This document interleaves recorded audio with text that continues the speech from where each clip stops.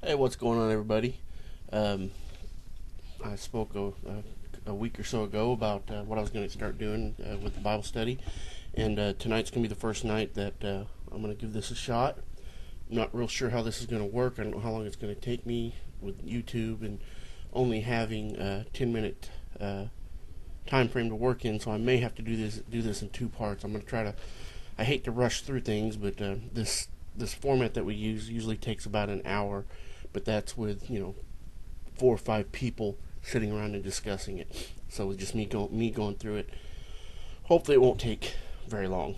Um, what I've done though, I'm going to put this video on my normal channel, my Heavy G channel, but then I'm also going to load it to the new channel that I created for the Bible study. It's Raven Faith Bible Study, and I will put a link to it, whichever side it is. I'll put a link up there, and I'd like for those who want to go over and subscribe to that, because that's where I'm going to start putting these Bible studies over there. I'm not going to put them on my personal channel for the Bible study. Now, if I make a personal religious video, it will go on this channel, but the Bible studies are going to go on the Bible study, Raven Faith Bible Study site.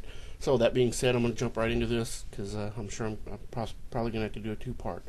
It's for the week of December 30th, and the title of this Bible study is "Working to Give."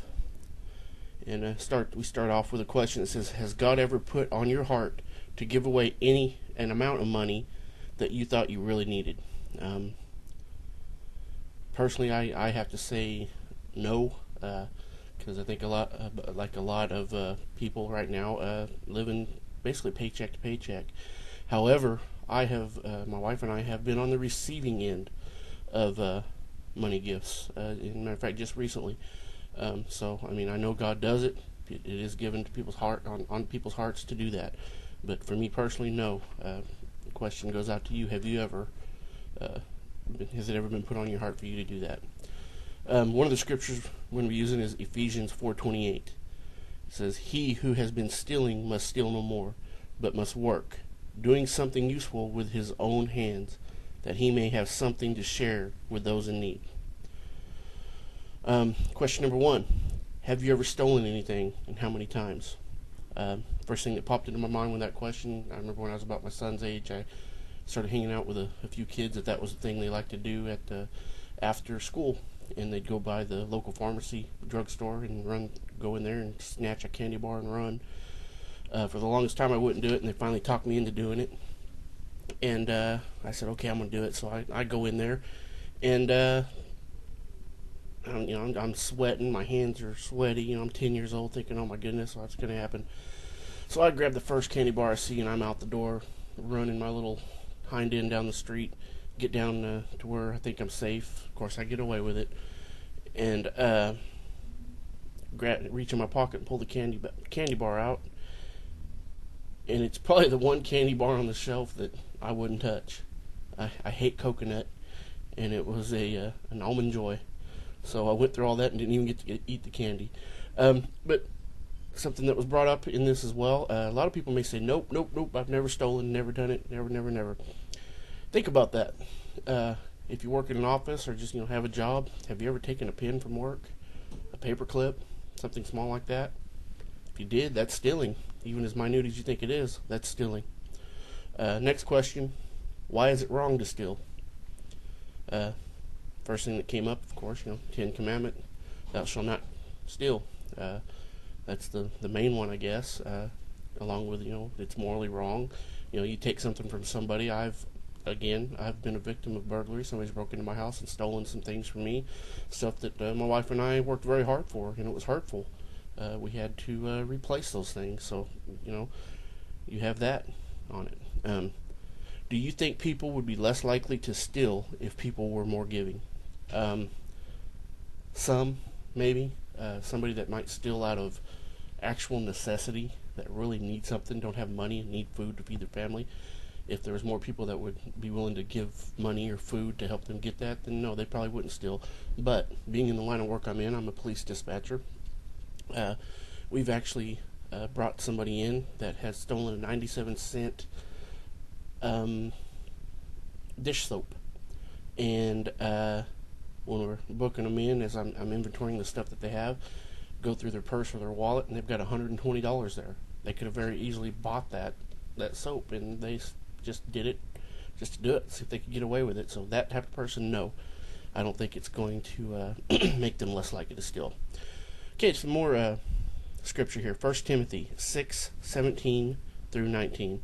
Command those who are rich in the present world not to be arrogant, nor to put their hope in wealth, which is so uncertain, but to put their hope in God, who richly provides us with everything for our enjoyment. 18. Command them to do good, to be rich in good deeds, and to be generous and willing to share. Verse 19. In this way they will lay up treasures for themselves as a firm foundation for the coming age, so that they may take hold of the life that is truly life. What kind of arrogance is the scripture talking about? As we talked about it, we came up with quite a few different things. One thing I want to say is I believe, it's talking about rich people. So, sometimes rich people have a bit of arrogance about themselves, that maybe they're better than somebody else. Maybe look down their noses at somebody. Things like that. I think maybe also in scripture terms or religious terms, probably that, because they have money, that they have no need for God. They've got everything they need worldly, so why do they need God? Wealth is so uncertain. How is the U.S. experiencing this right now? Stock market, people losing their jobs, things like that. That one's pretty cut and dry. What is the standard by which we determine if somebody's rich? That's a tough one in this country. I mean, I guess it depends on your social standing, where how much money you make, depending on what you rich. I heard somebody talk one time about actually we brought it up in the Bible study that what about a third world country? Could they look at you, me? Would they think I was rich? Probably, and I'm nowhere near being rich. Like I said in the beginning, live paycheck to paycheck. But there's people out there that can't even buy groceries, don't even have a house. My wife and I, we have a house. We both have vehicles. We got food. We just went grocery shopping tonight. We're not hurting. Sometimes we think we are, but we're not. Would you be considered rich? Like I said, I just brought this up. Would you be considered rich compared to the majority of the world? Yeah. I think just about everybody in this country could. There's people living on the streets, so that they would have to be thrown into the majority of the world out there. I think this country in general, is being rich bad?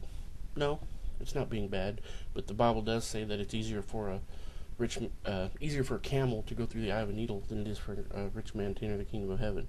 I remember hearing that when I was a kid, and I envisioned this camel trying to get through this little needle, this sewing needle, but that's not what it's talking about. It's a type of gate that keeps them from getting to too much feed or whatnot, and that's what it's talking about. So it's not bad to be rich, and it's not impossible for a rich person to go to heaven. It's just a little tougher because of the arrogance, I believe. Why is being rich a pitfall? I think it goes back to what I said about not needing anything. If you're not a spiritual person, not a religious person, don't have God in your heart, you don't realize that you do need God. If you have all that money, because you don't want for nothing. If you need something, you go out and you buy it. According to verse 18, what should rich people really be rich in? Command them to do good, to be rich in good deeds.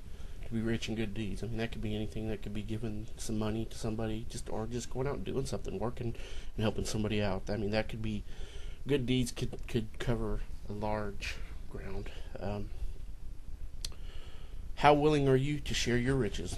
Again, I paycheck to paycheck. It's really hard for me to share my riches. I don't necessarily have riches, but what I can do is I can give my time.